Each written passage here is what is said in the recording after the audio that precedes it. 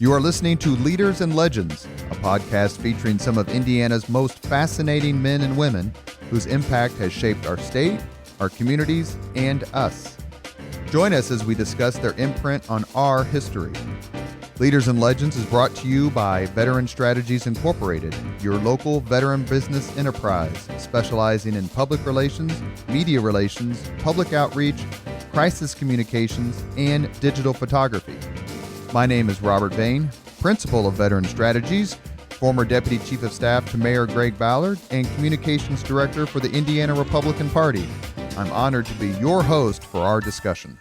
You are listening to Leaders and Legends, a podcast presented by Veteran Strategies Incorporated and sponsored by the Girl Scouts of Central Indiana, McAllister Machinery, your friendly neighborhood Caterpillar dealer, in the historic Crown Plaza at Union Station and Grand Conference Hall in downtown Indianapolis.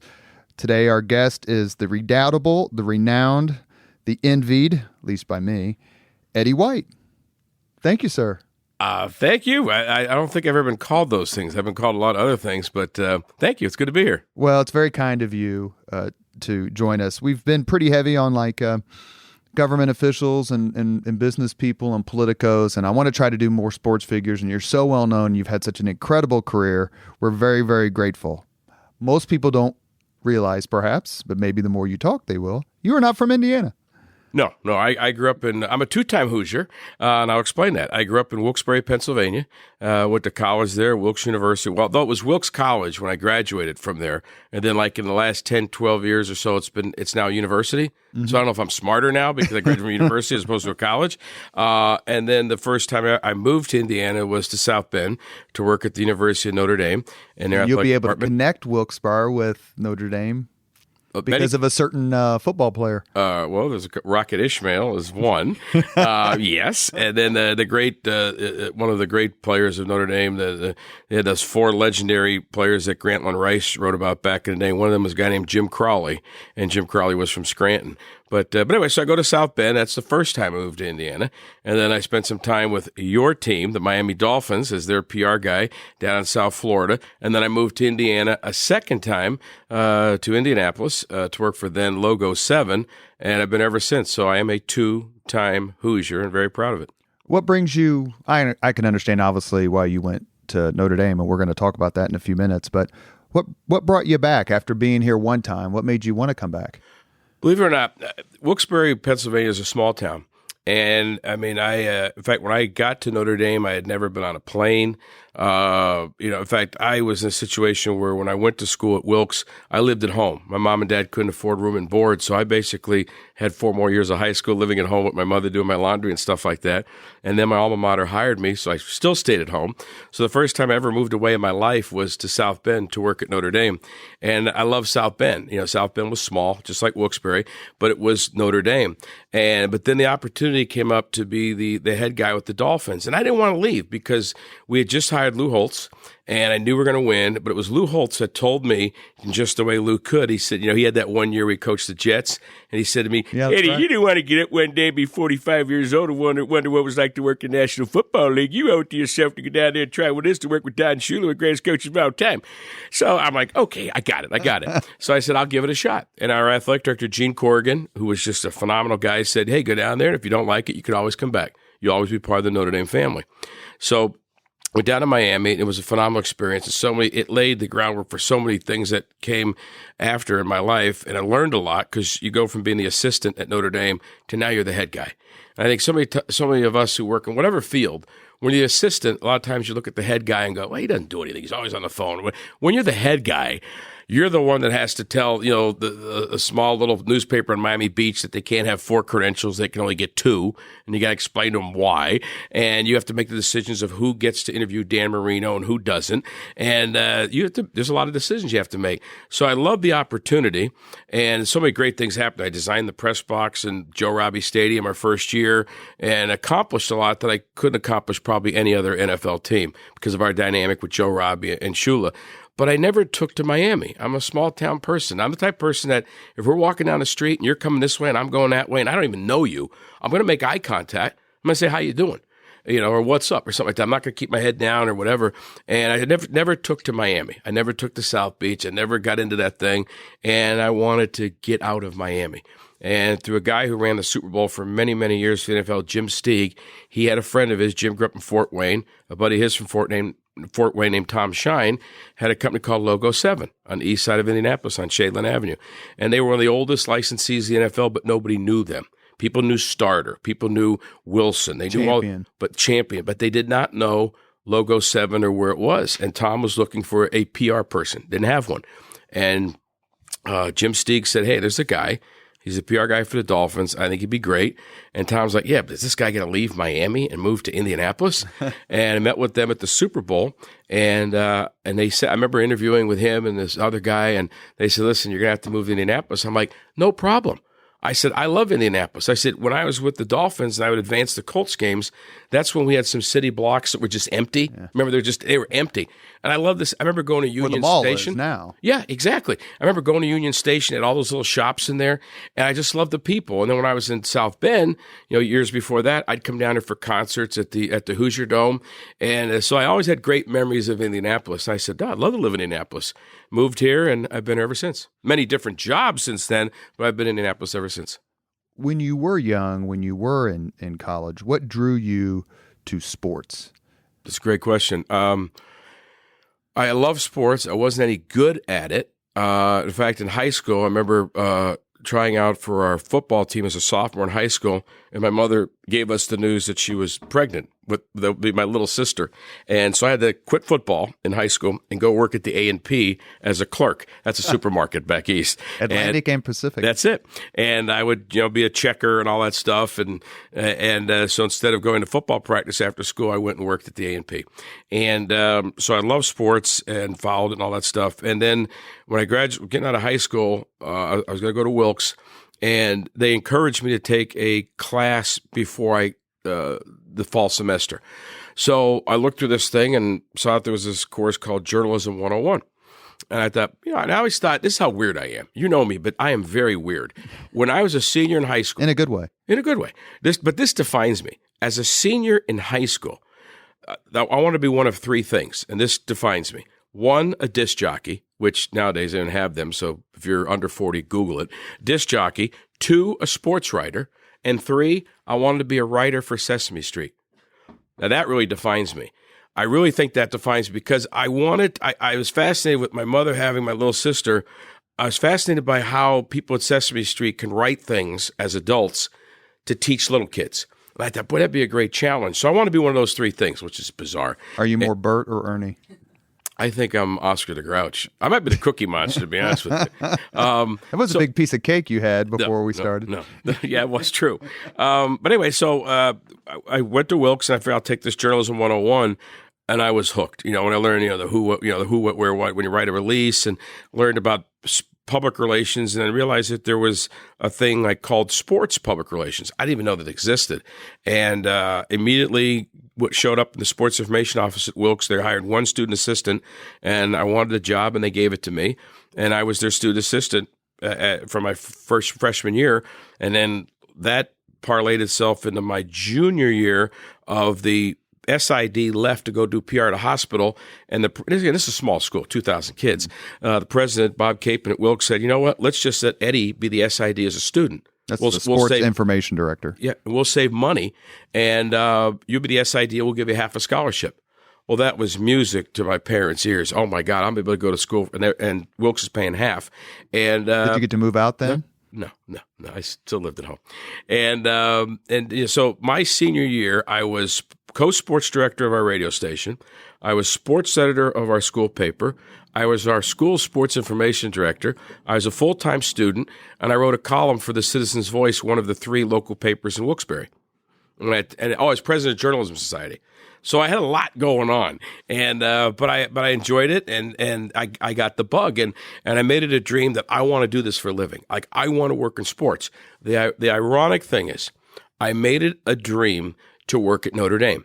because there was a sports information convention my senior year, I believe, in Philadelphia. So it was close enough where I could drive 2 hours to Philly for it. And I heard this guy speak, Roger Valdesari, and he is considered the greatest sports information director of all time, long time at the University of Notre Dame. And their media guides were the best. They always got the best. And I just loved how they did PR.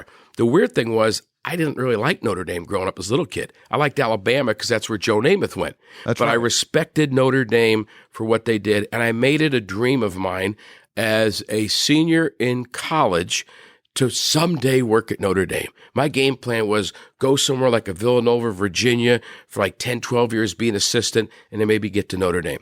So I graduated from Wilkes, and they reward me and say, we want you to stay here and be the SID full-time, $8,000 a year. I took the job, still living at home with mom and dad. Maybe we asked the year. This would have been 1981. Yeah, around that. Yeah, 1981. Were you a Steelers fan?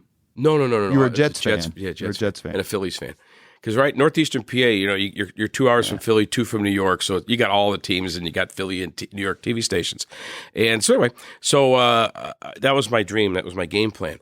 And so they reward me, and I'm SID at Wilkes College. And so I started applying for jobs. And over about a year and a half period, I finished second for 9 straight jobs, like assistant SID at Richmond, assistant SID at Princeton, assistant SID at Georgetown, SID at Bloomsburg State, where the guy told me I should hire you, but somebody knows somebody who knows somebody, so I can't. I got to hire somebody else. Well, and sports were booming on the East Coast in the early to mid 80s. You had Villanova winning the national championship, Georgia winning the national championship. Pitt football was really good. Obviously, Penn State football was really good. So you had a lot of really successful programs in different sports right in that area. And both college and pro were rolling. And I wanted to work at that level, but I kept finishing second, which is the most depressing thing in the world. You'd rather finish 100th. Second is painful. You doubt yourself at the first or second rejection. You doubt yourself, which I did. You doubt God, which I did. You doubt where you grew up, how you grew up. I didn't have money, blah, blah, blah, blah, blah, blah. I just was full of doubt. And then the job that I get is the one that if you took that job and the 9 I finished second for, put the 10 on the table and said, which one do you want? Assistant Sports Information Director at the University of Notre Dame. So you get there in 86 or 87? 85? 82. You get there in 82. So Jerry Faust is the coach. He is not doing very well. He had some really, really tough seasons. Of course, some big wins and some bad losses. That's certainly true. Yeah. He was hired straight out of high school. Bo Schembechler famously said, "I will never lose to a high school coach." That wasn't true. He lost once to Faust. First night game ever at Notre Dame. Must go lights, 1982. And Faust follows Dan Devine, who had won a national championship, with Joe Montana, who had followed Ara Parseghian, who had won 2 national championships. So he's following 2 legends. He has a really terrible 5 years. What was that like, considering the pinnacle of Notre Dame football was basically, well, not the pinnacle, but close to it, maybe other than Rockne and Leahy, the previous 20 years, and now Notre Dame is down, down, down? I think for Notre Dame Nation, it was a major shock to their system. Just as you well documented, they were on a run. I mean, every coach that they had brought in to that point had got it done. They always talk about the great coaches at Notre Dame have all won a national championship in their 3rd season. That's right. And, Jerry had some big wins, going down and beating, I think, top 5 LSU at LSU on a Saturday night. And then we lose to Air Force 3 years in a row. And he's still, to this day, one of the most remarkable, wonderful, kind people I have ever known. And I get the sense the university treats him well. Yes. Yeah, he goes back for a lot of the games, and, they did. After he left, they treated him well, and, but he was a wonderful person, and, maybe looking back, maybe they should not have hired somebody right out of high school, even though Moeller was not your normal high school at that time. No, it was a national power winning consistently, and it's funny because to do a George Costanza here where worlds are colliding, and we'll talk about this in just a few minutes, but for years there was the rumor that Shula, Don Shula, coach of the Dolphins, devout Catholic, Hungarian Catholic, would coach Notre Dame. And it obviously never came to pass, but there was that kind of buzz and rumor. There's a story that I heard from different people that when the university, this is long before cell phones and faxes and all that stuff, but when Era was leaving, Father 1974. Right, Father Joyce, was looking for a coach, and our athletic director Moose Krause was looking for a coach, and Moose Krause supposedly met in Carolina at an alum's house up in the hills with Don Shula, who had just won a couple of Super Bowls with the Dolphins. Don Shula, who goes to Mass every day of his life. Don Shula, who went to school as a little kid singing the Notre Dame Victory March every day, which Lou Holtz did the same thing, both from the great state of Ohio. And I think Shula went to Aquinas? I don't know what high school, but he's from, begins with a W. Lou was from Liverpool, yeah, but they're Ohio. very similar. Yeah, very, very similar. And I worked for both of them. They're both like tough. They're demanding, which makes them great. But Shula said, yes, I want the job. So Moose goes back to South Bend and tells Father Joyce, I think I got our coach. And Father Joyce says, I already hired a coach. He said, who'd you hire? He goes, I hired Dan Devine. He's coach of Green Bay Packers. Yeah, like, what? That's right. So years later, I'm down with the Dolphins, and a gentleman named Charlie Callahan, who was the old SID at Notre Dame before Roger Valdesari and was the first PR guy in the history of the Miami Dolphins through those perfect seasons and stuff. He's now retired at this point. He comes over to visit us from Bradenton. He wanted to see Coach Shula, and I had met Charlie a couple times when I was at Notre Dame. So we go to dinner. I said, Charlie, I heard this story. He confirms it. He heard the same story. I said, so you were at Notre Dame for 100 years. You know, John Ewert's Heisman, Horning's Heisman, all those greats. And you worked for Don Shula the early years and the perfect season. What would it have been like, Shula to Notre Dame? And Charlie said, Eddie, it wouldn't have been fair. An off year at Notre Dame would have been one fluke loss. But with Shula's detail, attention to detail, his knowledge of football. The beauty of Don Shula was, and Bum Phillips said it about Shula, he could take his and beat yours, and he could turn around and take yours and beat his. He won with Marino passing. He won with Zonk and those guys running the ball. He won with a great defense. He won with a crappy defense. He just won. He was, to this day, here we are, we're playing 16 regular season games now in the NFL, and there's all this glamour and stuff like that. Today, still, the winningest coach in the history of the National Football League is Donald Francis Shula. That's right. And we're going to talk about that because, as everyone knows, because we are recording this a few days after the second week of the current NFL season, so my Facebook page is getting lit up with pro-Dolphin posts. All my friends, God love them. They're taking care of me. You didn't. You take the good with the bad, I guess. Absolutely. When did you leave? Holtz comes in 86. I left after Coach Holtz' first year. And they had a remarkable run under Lou Holtz. Not surprising at all to you, I'm guessing. No, I believe, I was sure there's some bias because I worked for him and he remains a friend. I think he has to go down as one of the top 5 coaches, certainly top 10, but I'd say top in the history of college football because he won at William and Mary. He won at Arkansas. You win at Minnesota, you win at Notre Dame, and then you come out years later, and I think you won one game or no games first year at South Carolina, and he beats Ohio State back-to-back January 1 bowl games. So he won everywhere he went. And I think, being around sports as long as I have, especially in this state, there's 2 jobs I think are just really hard, and you have to have a certain to get them done. Head football coach at Notre Dame, head basketball coach at IU. This isn't Utah. This isn't Virginia. This isn't, Arizona. These are 2 institutions that the bar is set so high. And not only do you have to coach, but you have a fandom that is insane. It's about the banners in Southern Indiana, and it's about the national championship and the rings in Northern Indiana. And you have an alumni that's why I think Lou Holtz, if you go to Central Casting, he was the best coach that Notre Dame could have because he always said the right things. We'd win, and he'd say, "It's not about our football team; it's about Our Lady on the Dome." And that's what his we wanted to post-game hear. interviews were like They're the greatest. Every time he could have played Roncalli, and you would have thought they were the Steelers in 1978. We used to laugh when he would say, "I tell you something, Air Force is one of the best 2-8 football teams in the country." All right, think about that. One of the best 2-8 football teams in the country. But he was just perfect for Notre Dame. And I think that's the bar that they've set, and we're blessed to have both of those institutions, those teams in our state.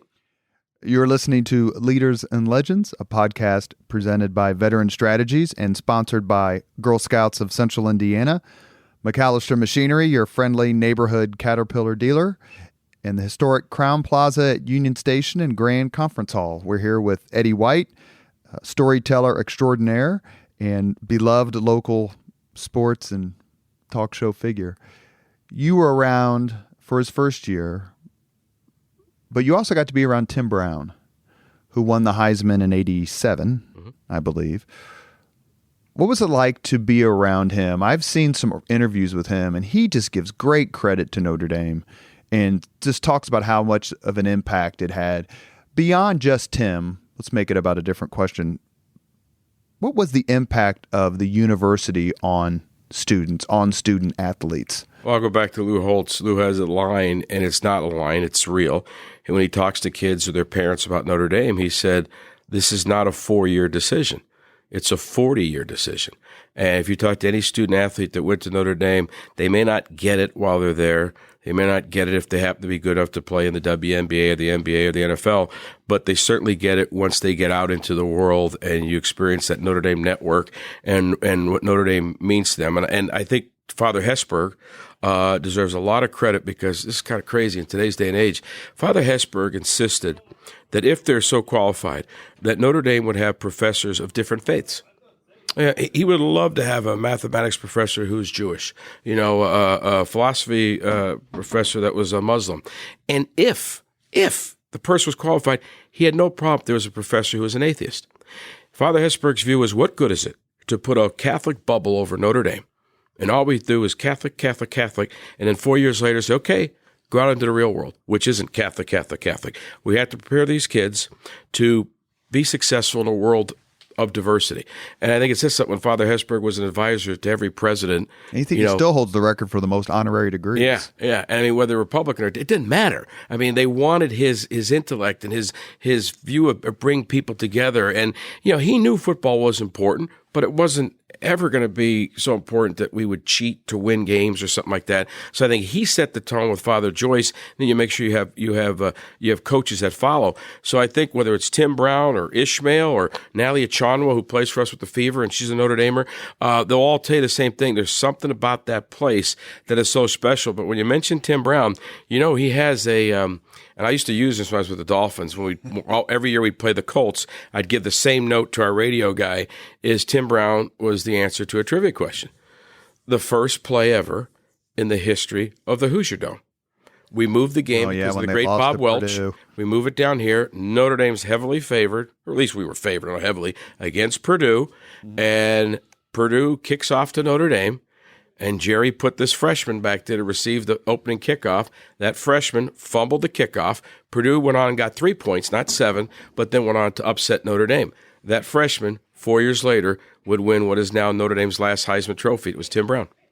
So fun to be able to talk to you and have you tell these stories from the inside. I'm going to ask you about a particular game because I think it was Holtz's first year, and that is the incredible comeback against USC at the Memorial Coliseum, where Notre Dame won at the last second. They were down 3 or 4 touchdowns. Do you remember this game? Were you there or not? No, I didn't travel with Notre Dame. Remember, I was the assistant SID. So you didn't go? No. In fact, one year, I think it might have been Jerry's third year or so, we went and we played in the Aloha Bowl. And so that's Hawaii. That's nice, right? I was with Digger in Omaha, Nebraska, was minus 14. That's the difference between being the sports information director, the associate sports information director, or the assistant sports information director, which I was the assistant. So I was in Omaha freezing. So no, I was not at the USC game, but yeah, that was. But that was there, and he's talking about Digger Phelps, the longtime basketball coach for Notre Dame, obviously. But that was the game. It seemed that Holtz started to work his magic. Then the next year they go to the Cotton Bowl. They lose, but they go to the Cotton Bowl. And the third year they go undefeated. You're and win the national championship. You're with the Dolphins by this time. Notre Dame wins what's probably the greatest game ever in the history of Notre Dame Stadium against the Miami Hurricanes. 31-30. 31-30. Mm-hmm. What was it like to be in Miami rooting, I'm assuming, for the Irish when the Hurricanes had forged this incredible dynasty under Jimmy Johnson? It was awesome because there was. We'll go back a couple of years before when Jerry's Faust's last game. 59-7 was at the Orange Bowl. They were running reverses. They could. I know Jimmy had the line, "Hey, you they don't pay me to stop my offense. They pay that guy to stop my offense." But they ran it up.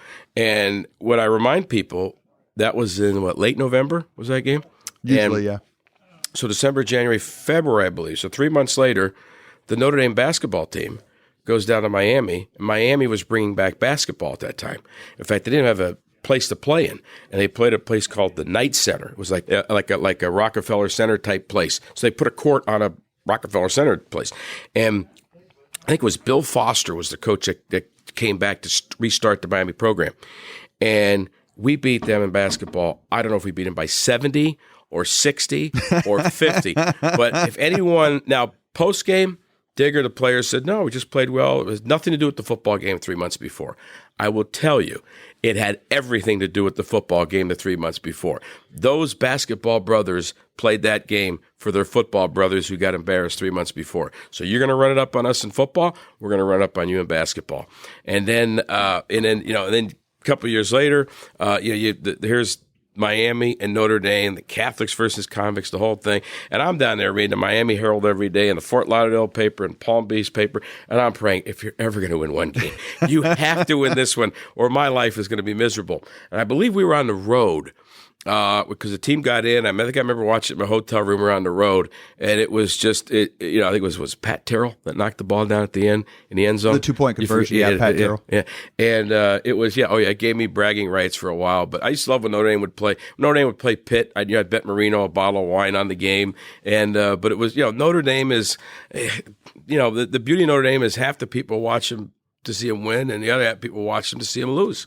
And it's good for rivalries and smack talking because they play everybody.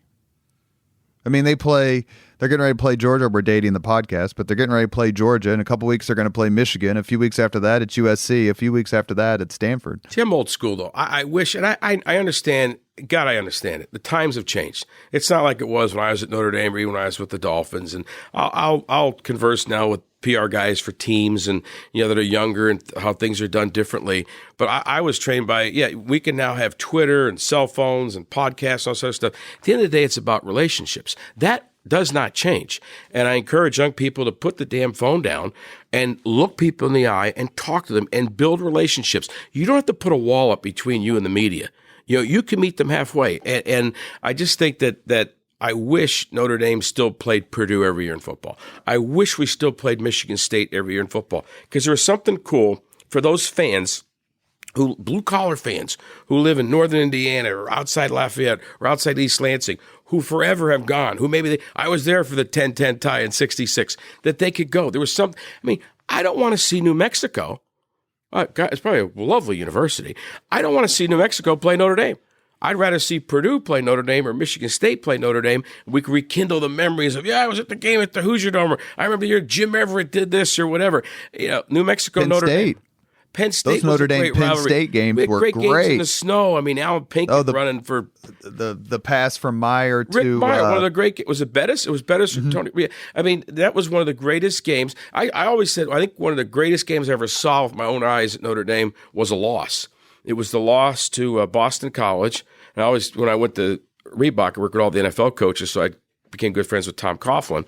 I said, I don't know if I'll ever be able to forgive you for that. I mean, Tom Coughlin beat Notre Dame in the last second, I believe it was the last second field goal. Oh, after they'd beaten Florida State? Yeah. What was their quarterback's name? Glenn Foley. We got beat by Glenn freaking Foley at Notre Dame. Well, then we were down, and then we come back. Exactly. And then they drive, and then, this poor linebacker whose name I won't mention, just in case he's listening to the podcast, drops a for sure interception, which would have sealed the game. Mm-hmm. And then he kicks this 40-some-yard field goal. You just couldn't believe the highs of 1 week. It was a great game. Everyone thought we would lose to Florida State. I'm Catholic. I guess it was a great game. And were you able, before we move on to the Dolphins, and then we'll talk some contemporary sports in your career working with the wonderful Bob Kravitz, who's a good dude. Mm-hmm. Were you able to kind of keep up with Notre Dame? Well, I mean, you're so darn busy. Your weekends are busy. I mean, it's parallel sports seasons. Were you able to kind of follow them and keep your friendship up? And What was it like when you ran into Mike Golick as a big-time sportscaster when you used to see him as kind of a snotty-nosed? It's interesting. Well, I went to it was either the first or second WrestleMania. They had it at the Steppen Center at South Bend on the big screen, and Golick and I went with Mike Kelly, who was our great offensive lineman, and he's from Massachusetts. When Golick was a player. Obviously. Golick was a player then, and Mike was also a wrestler at Notre Dame. So they were like, I remember I was just a few years older than the players, and I got along more with the players than I did the regular students at Notre Dame. The regular students at Notre Dame are very smart people. I'm not that smart. They're affluent. I'm not. So I got along with the Golicks and the Mike Kellys of the world. So because Mike's brother Bob had been there with before that Joe Montana. Yeah. And Golick he was a piece of work back then. So it doesn't surprise me that he would go on to do radio and stuff like that. I enjoyed my time with him, and I enjoyed my time. And Golick played for the Dolphins. Yes, he did. He played at least a year, I think, for the Dolphins. Yep. In fact, there was a name. Here's a name out of the past. I still wish ESPN would do a 30 for 30 on the replacement games. If anybody remembers, there was a strike 86, 87? 87, something like that, and where 3 games. There was one game that was wiped out. Week 1 was wiped out, I believe, and then you played weeks 2, 3, and 4 because they had to get the teams together. And that was the first year in Joe Robbie Stadium, and I was a PR guy. Our first game ever in replacements was at Seattle.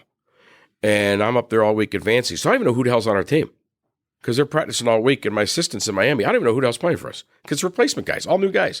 And waiters and cab drivers. Guys off the street. Mm-hmm. And but I knew that our second game, either second or third one, was at home. And all I'm thinking is, oh, my God, the first touchdown pass in the history of Joe Robbie Stadium is not going to be thrown by Dan Marino, but it's going to be thrown by Kyle Mackey. I mean, that's all as a PR guy, that's all I wasn't even concerned if we win or lose the game. I'm like, it can't happen. Kyle Mackey cannot be the guy that throws the first touchdown passes. Now, we beat the Chiefs 42-0. All ground game. He did not throw a touchdown, knock on wood. And when they finally came back, the first touchdown pass at Joe Robbie Stadium was number 13, Dan Marino. But the whole replacement game thing to me was Coach Shula loved it because there were players that they would sit up in the meeting room. Duper and Clayton, those guys, man, maybe leaning back, kind of drifting off. The replacement guys were like eager. They were like freshmen in high school. But my point is, there was one guy that when the replacement season ended, there was one player on the Miami Dolphins who Shula was so impressed with, he kept him. So now this replacement player now has to play with all these guys who were just on strike, and a veteran player lost his job. When they came back, when the strike ended, sorry, there's somebody better than you. He was a tight end, went to Notre Dame. You want to guess? Joel Williams. Joel Williams out of Western Pennsylvania. Really? Joel Williams was the only player from the replacement team that made the Miami Dolphins and played. So here's Dan Marino, who's a strong union guy. His dad was a union guy in Pittsburgh. He was leading newspaper delivery driver. Yeah, Danny was leading the pickets outside. I drive through the pickets every day. PR guy. You go, you need to come join us on. I say, if you pay for my car and you pay off my mortgage, I'll grab a sign. I'll stand here right with. Is there a strike fund for PR flags? No PR. No, we just we're worthless. But Joe Williams, I haven't told that story or haven't had that thought come through my head. But he was the one guy who made the team. Somebody needs to do a 20 for 20 on the whole thing, or 30 for 30, whatever it is. Besides being Catholic, besides being demanding, besides being winners, what are the similarities between Holtz and Shula? And did they know, as far as you know, did they know each other? Yeah, I think they know each other. Obviously, they coached against each other in the NFL for 1 year when Holtz coached the Jets. Mm-hmm. Yeah, I think that Shula, their paths crossed a little bit, and they're both from Ohio. And I've told people this. Sometimes people complain about their boss. Remember, I was at Reebok. I had like 25 people under me, and they'd be like, "Oh, sometimes he's really tough." Coach Shula and Coach Holtz never asked more of you than they asked of themselves, and it would get to the point where it'd drive you crazy. I mean, it'd be so demanding. Like, why? Especially Shula. Like, why does he need to know why does he need to know these things? It's like when we would. Were you married? Did you have kids? No, I was single. I was single with the Dolphins, and like stuff like this. Again, this is before we had cell phones and Google and all this stuff. is I would be in Philadelphia from Monday night through Saturday when the team would come to Philadelphia. I'm advancing the game, quote unquote, advancing him as a PR guy. You go visit the radio stations, TV stations, and newspapers. You go out to the Eagles facility and you work with the media and answer questions. And I bring a thing that weighed 400 pounds with slides and pictures, clips, whatever anybody needed, hard copy news releases. It was hard to be a PR guy back then. Anyway, I would be there, but one of my assignments from Coach Shula was wherever we were, Buffalo, New York, Philadelphia, and of course the bigger cities have more newspapers, is I would have to get the clips of every article about the Eagles that week in Philadelphia and cut it out and paper clip it or staple it together. And, sometimes page 2 has the back of the story on page 3. I'd have to get 2 copies of the paper because I have to cut it out, right, and put it together. And I would have to highlight stuff that he told me I would want to see, meaning he would want to see. He's Don Shula. I'm Eddie White. I'm from Wilkes-Barre. What do I know? But I figured it out. Like, he'd want to read through there like a Wednesday practice with the Eagles. Cornerback Robert Vane twisted his ankle, left ankle, on Wednesday's practice, but he should be okay. He wanted that highlighted. He wanted to know come Sunday that guy that Duper's going up against on this certain play, in this certain situation, tweaked his ankle on Wednesday. So if I can design a play to make him turn on that ankle as opposed to this way, or plan it, this is the detail, and he would want all of us. So it's not just me. Give it to him. Now he takes it and sits with the receivers coach, with the offensive coordinator, with Danny, with Duper, with the coordinators to go, what would be the best situation for us to call a play to take advantage of that? Now, the one thing I got to say about Shula, and this is before me, but Zonka, they did the great thing on NFL Network about Shula. They did like as an hour and a half. That NFL Network does those specials. It's called A Football Live. Yes, they did a great one on Shula. They did a really good one on Marino. They did. I don't know if you saw the one on Marino. I never saw the one on Marino. Oh, I'll send it to you. But Shula's is 90 minutes. Yeah, and then Usually they did one on the perfect backfield that had Morris, Kick, and Zonka. Which is, those guys are lunatics. Those crazy people. But I love the trailer for Shula's. It was Larry, Zonka, Mercury Morris, and me.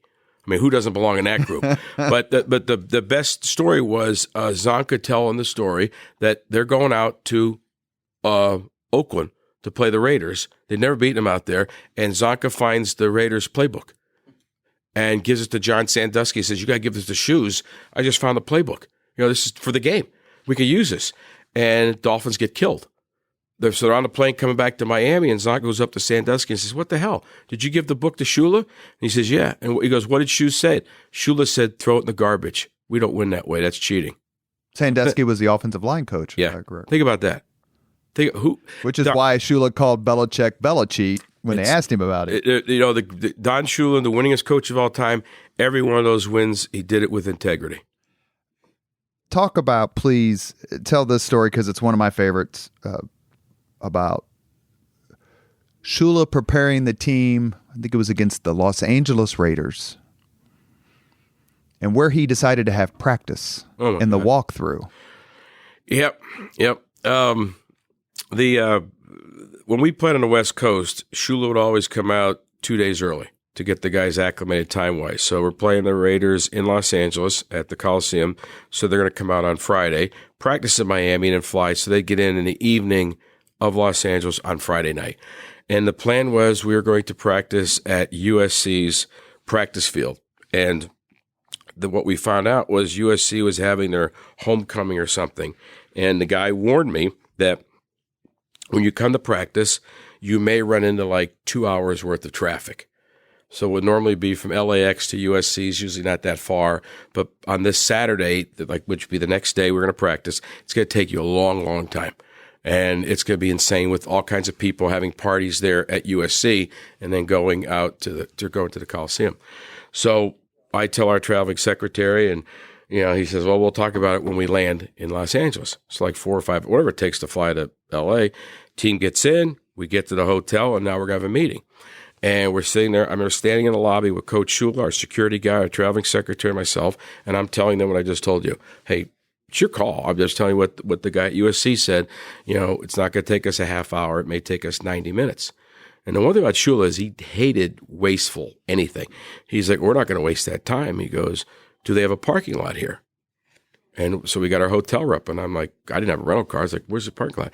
And we are at LAX. We're in those hotels that the back of the hotel planes are landing, and they did have like a 4-level parking lot. So we walked out there, and we went to the roof of the parking lot. And there's the jets flying, and here's this roof parking lot. And it had those cement barriers, the ones you pull your car up to so you don't hit the wall. Those little things are like 5 inches tall or whatever. And they had them all over the place. And I'm thinking, you can't have a practice here. And Shula goes, we'll practice here tomorrow. We'll have our walkthrough here in the parking lot at the hotel with the airstrip of LAX right there. And we're all thinking he's kidding. He's serious. So now I have to call, I think it was Jimmy Cephalo and Charlie Jones were doing the game for NBC. Their plan was to go to USC for our practice. I got to tell you, hey, don't go there. Come to the hotel. We're practicing in a parking lot. And Cephalo, who played for Shula. Yeah, completely got it. From Pittston, Pennsylvania. Another Northeastern PA guy. He got it. So I remember telling I grabbed our team photographer. I said, this is where you get lucky as a PR guy. Where's your room? He goes, I got a terrible room. I'm facing the airstrip. I go, perfect. I said, our walkthrough is tomorrow at 2 or 3, whatever time it was. I said, I want you to take pictures outside your hotel room of our team practicing on this parking lot because no one's going to freaking believe this. No one's going to believe this thing. So now it's the next day, and we're out there, and guys are around their shorts, like Duper and Clayton are going out on routes and looking down to make sure that they don't trip over the cement thing, and then catching a pass from Marino. And like Chuck Studley, our defensive coordinator, he's yelling instructions. His mouth is moving, but all you hear is the sound of jets landing and taking off at LAX. We're watching U.S. Open games or tennis matches where all you could hear was the planes flying over. We're sitting there going, this is insane. We're going to get killed. I mean, this doesn't make any sense. So Dave Cross was our photographer. He got the pictures to proof that I didn't make the story up. So we go out the next day, and for the first time in the history of the Miami Dolphins, they beat the Raiders on the West Coast in a regular season game, whether it was Oakland or L.A. We beat them. So I told this story over and over and over. So when they were going to do the Coach Shula thing for NFL Network, a lady friend of mine at NFL Film said, we need to talk to you, get these stories. They're true. I said, yeah, they're true. So I said, call Dave Cross. If you watch the Shula thing, you see me telling this story like I'm telling you, the picture comes up of us practicing. And then Shula talks about like, Shula won so many games. He's like, yeah, I did that. Yeah, but, because why should we go waste time? 90 minutes and 90 minutes back, we can get to work. He's always about the work. All right, let's have a good work day today. Let's get the work done today. All right, boys, you got to work. It's always about the work. When he came to the Dolphins in the early, I think it was 1970 was his first year. They went from 4-10 the previous year to 10-4, lost to the Raiders in the playoffs. And 2 years later, they're undefeated. But at the time, they had 4-a-days practices, 4-a-days in the Miami Heat. No water. I mean, Kuchenberger and those guys said it was, I don't know how you did it. I mean, he found Garo Yepremian on the street. I mean, go back to the Baltimore days when he put the plays on Tom Maddie's arm. He had no quarterback, right. And he was a football coach, period. I mean, I remember doing an interview once, somebody from the New York Times, and they asked him, who's your favorite singer? And he went, wait a minute. And he asked his wife. He said, Dorothy, his first wife, Dorothy, who's that guy I like? Sinatra. Yeah, Sinatra. I like that guy. He's my favorite guy. He was a football coach. Is it kind of like Saban when they asked him about the 2016 presidential election? Like they asked him about, what do you think of Trump's victory? And Saban goes, I had no idea who won. And that's not a joke. I mean, I worked with him 1 year when he was with the Dolphins, Coach Saban, and he's like Belichick and Shula and Coach Holtz. These guys have this tunnel vision. It's about coach, play, and like Gilbrand says, the best teams are the ones where the owners own, coaches coach, and players play. When somebody starts trying to do somebody else's role, you're not going to be as successful as maybe you should. There was a Football Life special on Dan Marino. It's really, really good. Obviously, it talks a little bit about the fact that he never won a Super Bowl. And it has Jimmy Cephalo, who you mentioned earlier, saying, we didn't win because of him. We didn't win because of us. And they have Peyton Manning and Jim Kelly and others talking to John Elway talking about Marino because Troy Aikman and Manning have both said Marino's is their favorite quarterback of all time. There's no doubt about it. But when Peyton had one of his first Payback Foundation things here, they brought Danny in because Danny was Peyton's guy. He wanted to be, and Troy Aikman has said that. Aikman was our logo athletic guy for a long time. They both wanted to be like him. They want to be able to yell at their wide receivers right there on the field, right, and not take any crap. Can you imagine if Peyton was yelling at Reggie? We'd be like, oh, my God, you're yelling at Reggie. Danny didn't care. Danny would yell at Clayton, he'd yell at Duper, and Danny was Danny. He was a guy from Western PA, tough as nails, and I still think he has the greatest arm that I've ever seen. Well, that was the question I was actually getting ready to ask you. I was having lunch with Bill Benner, who's been on the podcast, and a couple of friends of mine, and we were talking about greatest this and greatest that. And I said, well, we were talking about quarterbacks, and we all had different opinions, as everybody else does who's listening. But I said, you can't argue with Tom Brady's career. I would rather have Montana's career because he was 4-0, even though he hasn't won as many Super Bowls. But if I had to choose one person to throw the perfect pass to save my kid's life, it's Dan Marino. He's, I'm. And what was he like to be around? Oh, he was the best. He was the absolute best. And I think it started the first day I showed up to be the PR guy for the Miami Dolphins. They're in minicamp. Because he's already there. He's already there. Team's out on the field. Some guy from downtown Miami office drives me out to camp because they're out at St. Thomas University, drops me off. They really weren't very professional. He just drops me off, says, here. And I walk in. I'm like, hi, I'm the new PR guy. And the security guy takes me out onto the field. I'm standing there, and I'm looking. Now I know a whole bunch of beat guys are looking at me like, is that the new PR guy? Because the word from Miami was the Dolphins hired assistant from Notre Dame. Oh, we're going to eat this guy up and spit him out.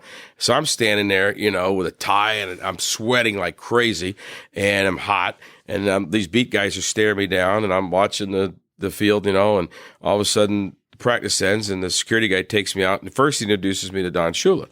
So, Coach, this is Eddie White. Here's our new PR guy. How intimidating was that? Yeah.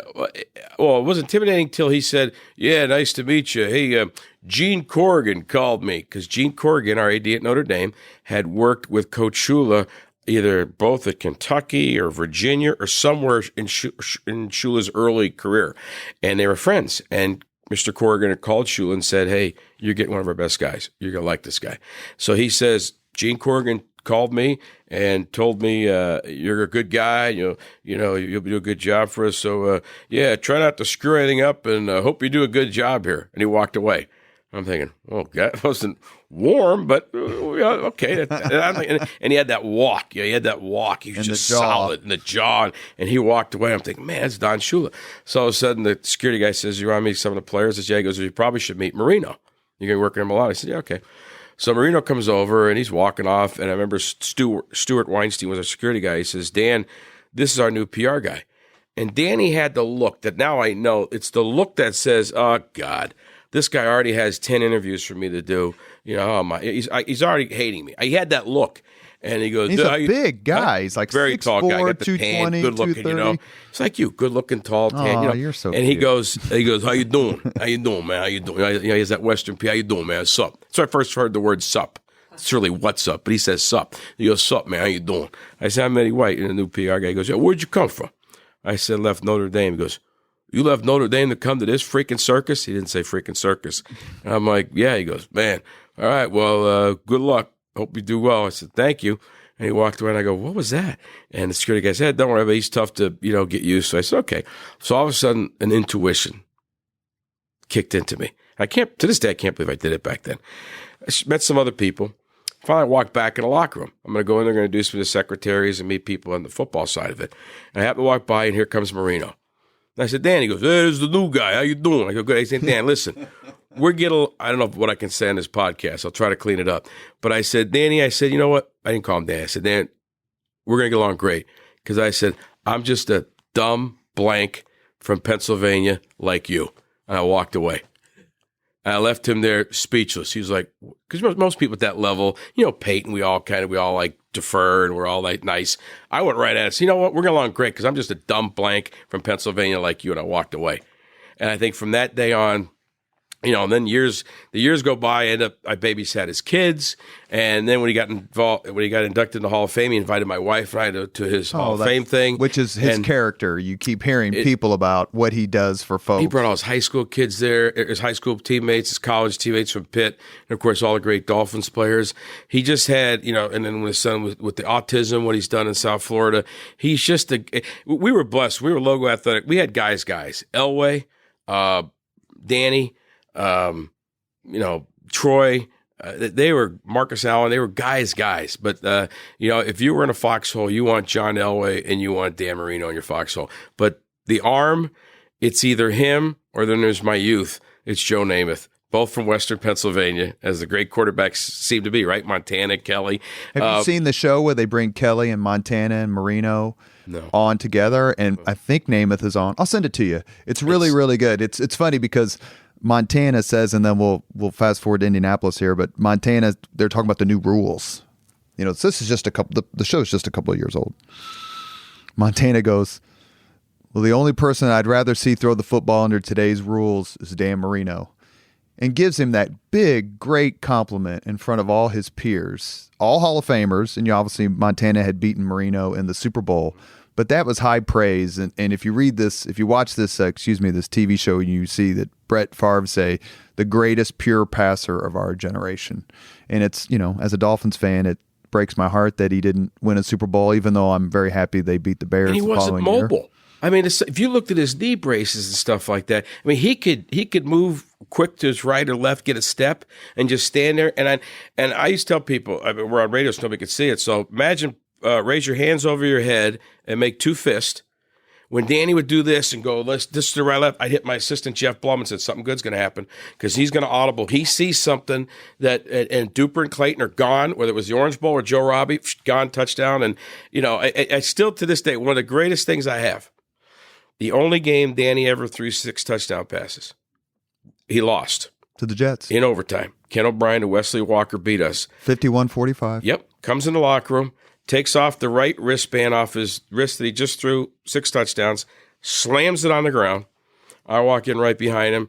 Shula says, shut the door, take a knee. It's always a prayer. We kneel down. I'm wearing a blazer, and there's this wristband sitting there. I pick it up, put it in my pocket. To this day, I have the wristband that he wore the only game he ever threw 6 touchdown passes. Does he know? And lost. I don't know. I don't think so. I'm not going to tell him. He'd want it back. I'm not going to give it to him. We are here with Eddie White, and he's telling stories, and we're loving it.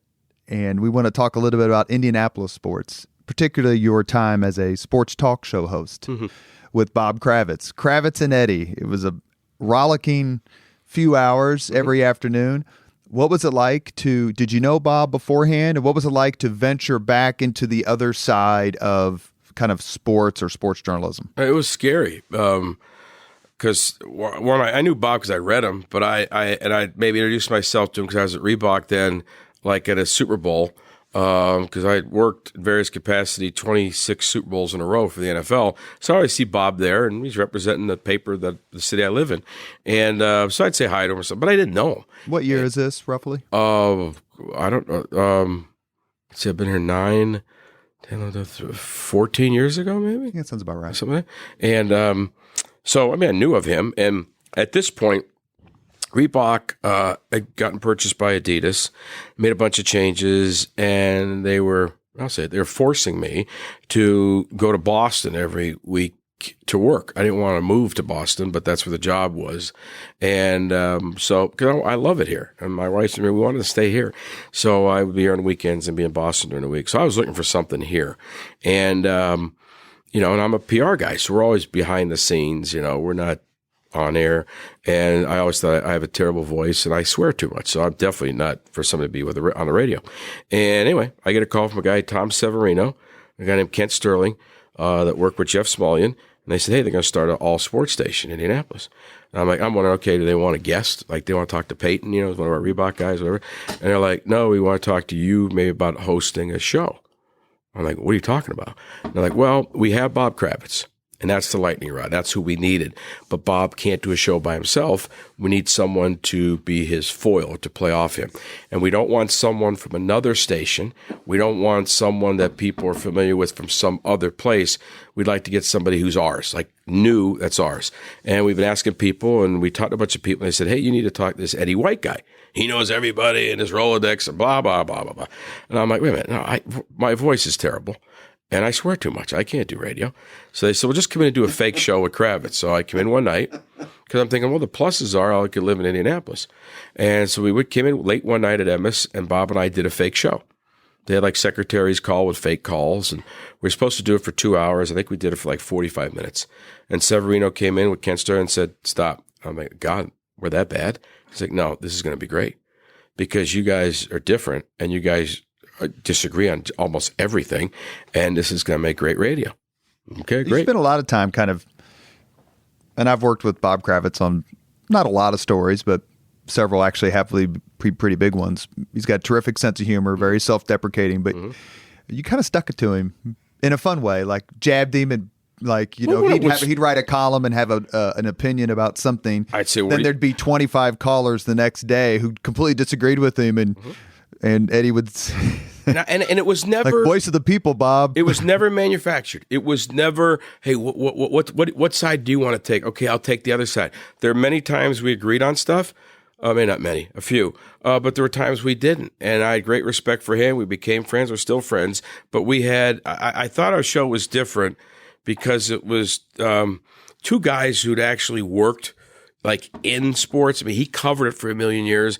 I was in it. And, we weren't a guy that, went and studied broadcasting, was a disc jockey and just knew how to push buttons and now is a radio show just because he knows how to do radio.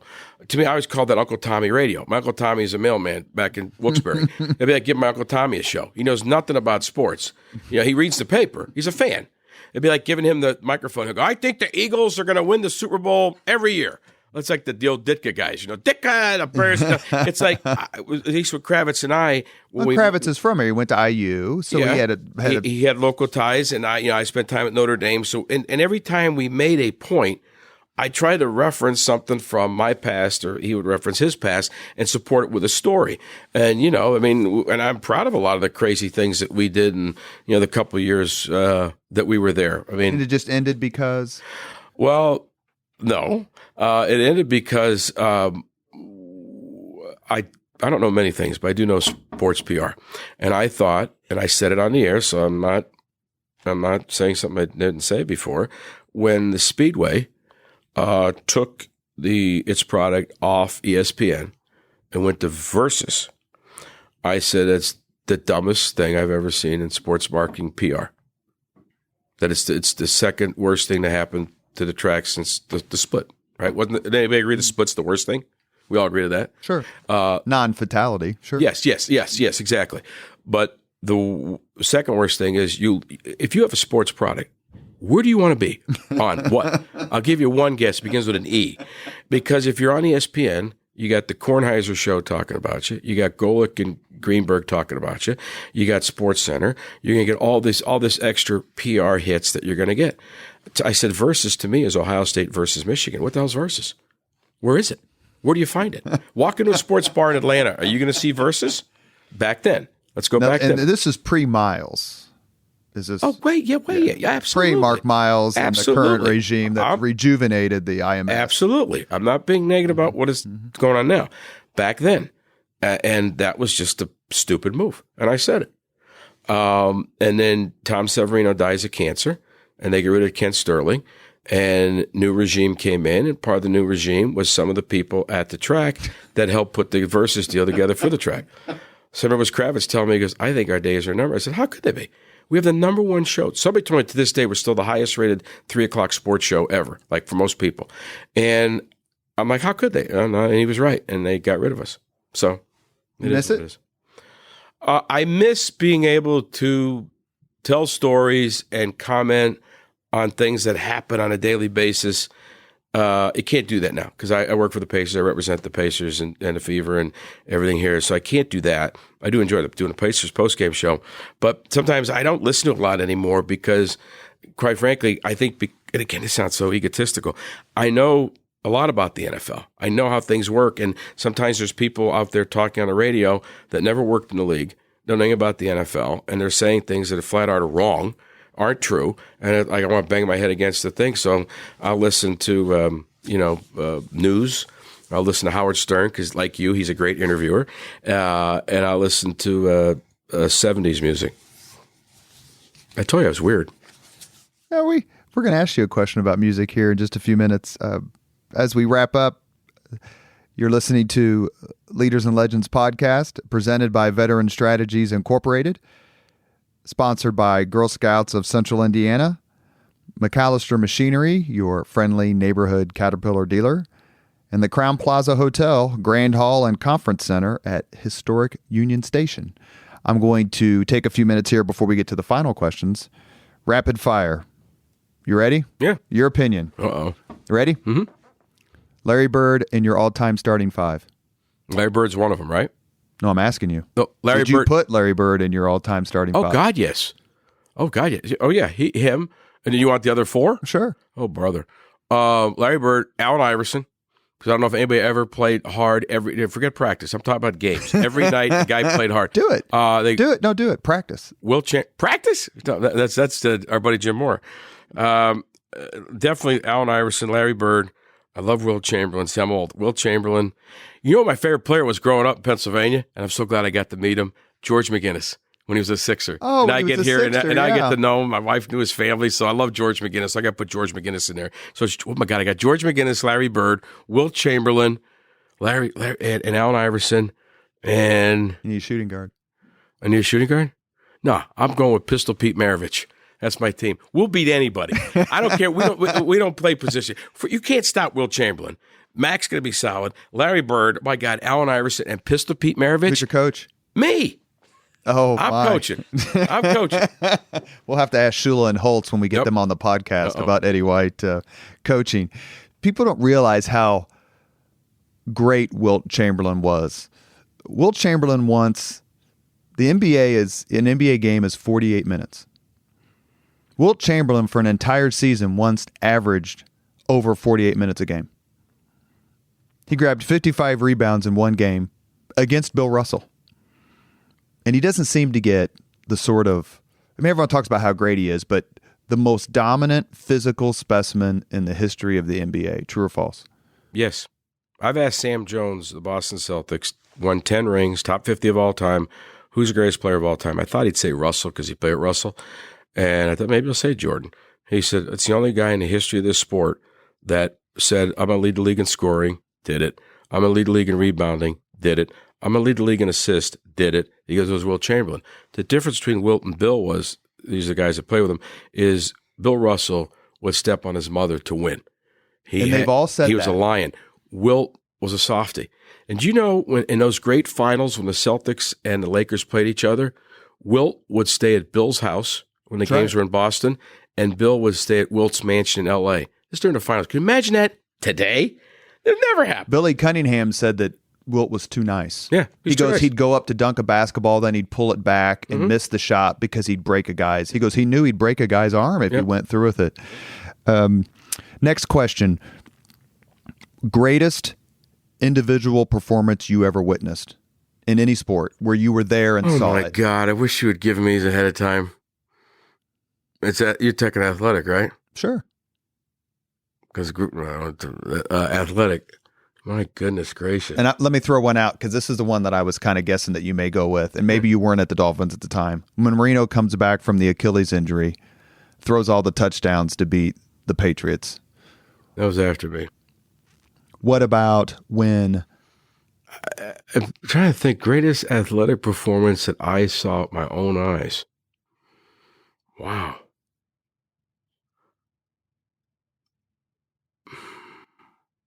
Yeah, again, I saw 26 straight Super Bowls. So, I mean, there was some great Super Bowl performances, but even, a great kick by Vinatieri. I saw that in Houston when, for the Patriots. Sure. Trying to think. Baseball. But an individual, I don't have one. I could easily Marino's 6 touchdown passes, but we lost. But that was a great accomplishment. That's one of them. I will have an answer a half hour from now. And I'm like, oh, my God, how could I have forgotten that? But I've seen so many great things. It could be Tiger's first Masters. You saw Tiger's first Masters win when he won by, 14 strokes? Yeah. Yeah. Well, why don't you just say that one? That's pretty damn good. Yeah, that's good. But, but it has to be an athletic performance. Like I was there when Janet Evans handed the flame to Muhammad Ali to start the Olympics in Atlanta. That, from whatever level you want to look at that, politically, athletically, our country, that was as moving as anything. I was standing as close to her as I'm sitting with close to you right now when Whitney Houston sang the greatest anthem we've ever had in Tampa, right as we were going to the Gulf War. It was the first Super Bowl where we had to use the metal detectors. Yeah, the Giants and the Bills. Yeah, and that was that Super Bowl. There's so many stories just out of that Super Bowl, but that's where my, believe it or not, my friendship with Whitney Houston began.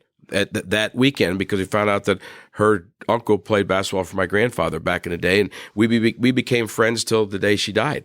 That was a phenomenon. I mean, I get goosebumps thinking about it because everyone had flags, American flags, and we had just played Lee Greenwood's "God Bless the USA" and showed videos of moms and dads saying goodbye to their families as they're going off to the Gulf War, and there were snipers all over the darn place, and we had nurses dressed as civilians in every portal of the stadium in case there was a bomb dropped that they would go through with needles and inoculate everybody.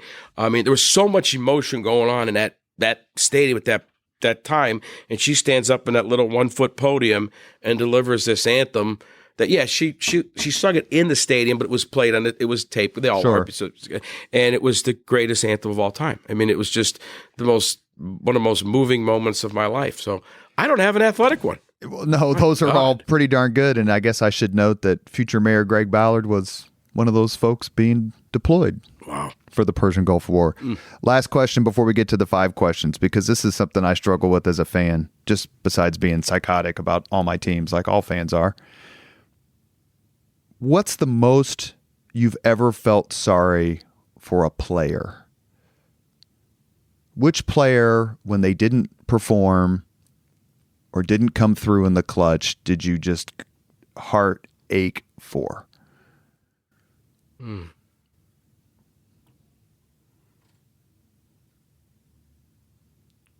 And it didn't have to be a team that you were like working for, just as a fan, just as a journalist, where you're like, I feel so sorry for him or her. You know, I think because of what happened since, and again, it wasn't on my team, just because I'm old enough, I saw it live, and is the Bill Buckner thing, because that here he was beloved in Chicago, beloved in Boston, and all of a sudden, became a pariah in Boston, and and wherever he would go, that was going to fall. I mean, that's in the obituary. He let the ball go under his leg and lost the game.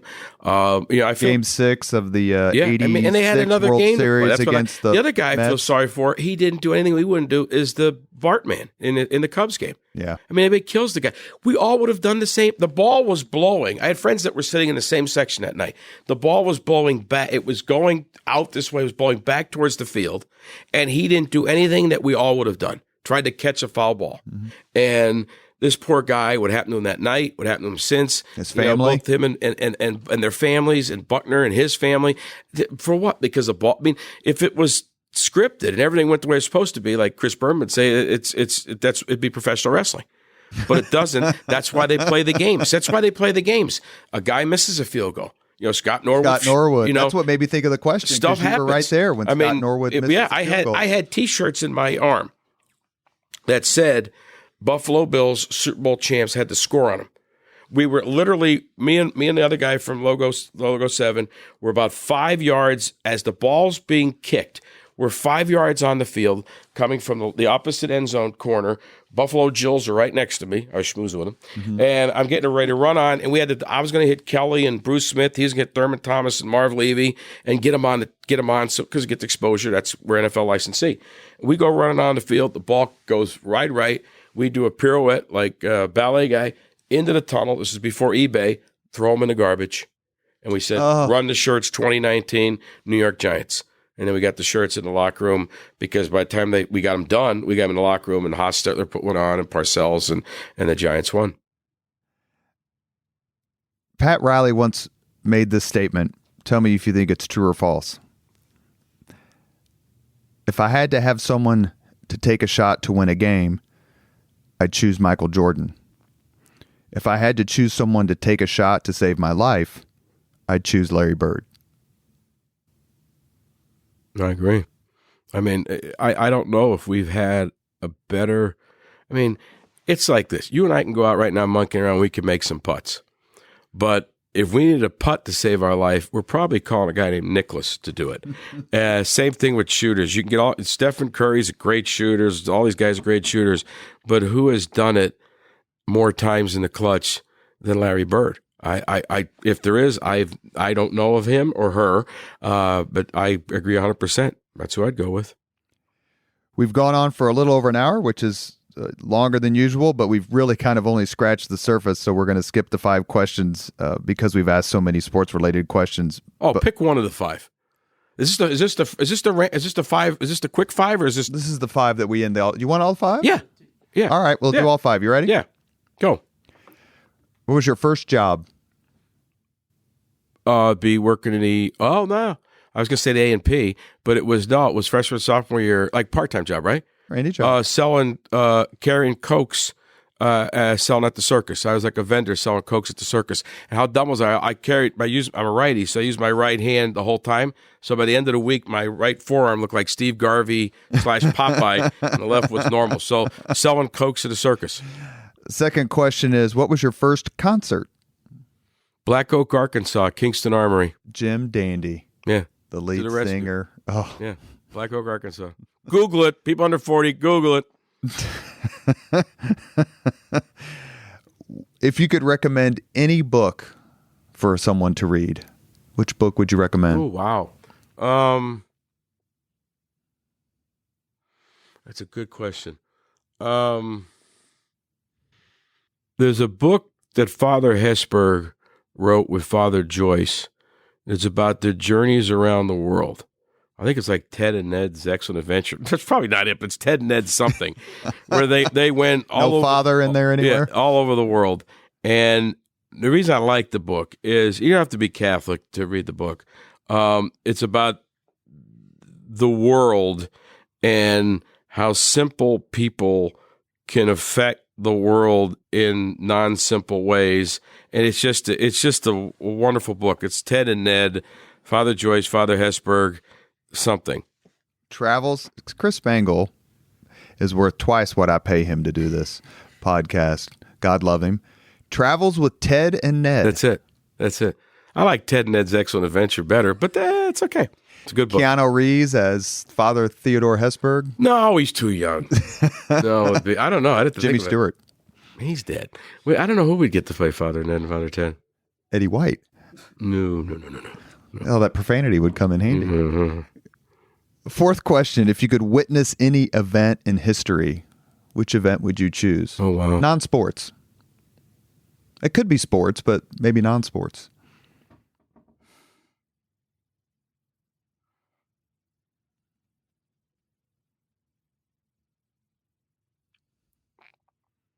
Witness mean be there when it happens. Be there as it happens. You could be on the moon when. Yeah, I guess that's the easy one. You want to be there with Neil Armstrong, and as long as we got a way out of here, okay. I don't want to sit and go, hey, I got bad news. We're not getting out. Would you like to go there and say, sup, Neil? Yeah, sup, Neil. Man. Okay, boil her up, baby. That's the easy one. But I think I'll go nutsy here, and I think because I've always been fascinated with politics too. I'd love to be like, I joke, I want to be like a press secretary. I really do. But it's going to be like the Dean Martin show. I'm walking out with a cigar, glass of wine, and a couch. There's no podium, and we're going to do things differently. But as a former political press secretary, I would have to help you on that. Yeah, I did it. Well, that's the way we're going to roll. It's the way we're going to roll. They're going to have to deal with it. But I think I would like to have been there when Richard Nixon went to China with Chow Enlai. Yeah, in early 72. Yes, it was that wasn't going to ever happen. That was like, we only had 3 TV networks then, right? It was like, even Walter Cronkite was like, holy smokes. Read Pat Buchanan's book, whether you're a Republican or a Democrat or agree with him or disagree. But Pat Buchanan wrote a book called Nixon's White House Wars. And he was in the comm shop. He was actually started working for Nixon in 1965, but he was in the comm shop at the White House, and he was on that trip. And he writes about it from a kind of a flack PR perspective. You'd enjoy it. Oh, I will definitely get that. I would love to have seen that. Yeah. Last question. I shocked you with that answer, didn't I? Yeah, well, we're big fans of Nixon here on Leaders and Legends, much to our detriment sometimes, maybe. He stole my umbrella when I was like 6 years old. Did you get it back? No. Son of a gun, he didn't send my umbrella back. My grandfather took me down there to see me. He was campaigning against Kennedy, I guess it was. And it was starting to rain. My grandfather, who was a politician in Wilkes-Barre, I'm the only one with an umbrella. My mother said, it's going to rain. And she was here. And then the lady, whatever, later guy said, hey, we'll send it back to you. I never got it back. Nixon stole my umbrella. Come on. Go to the Nixon Library. Maybe it's there. It probably gave it to Pat for anniversary or something. Last question. If you could have dinner 2 hours off the record with anyone living today, whom would you choose? Wow. Off the record?